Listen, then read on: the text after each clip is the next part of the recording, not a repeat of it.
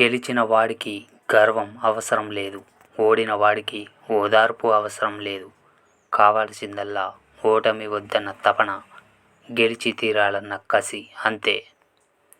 నువ్వు వెళుతున్న మార్గం సరైనదే అయినా కూడా శత్రువులు పెరుగుతున్నట్లయితే నువ్వు ఎదుగుతున్నావని గుర్తించు.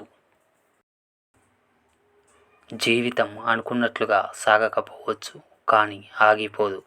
జీవిత చక్రంలో ప్రేమించిన వారు ద్వేషించవచ్చు, ద్వేషించిన వారు ప్రేమించవచ్చు.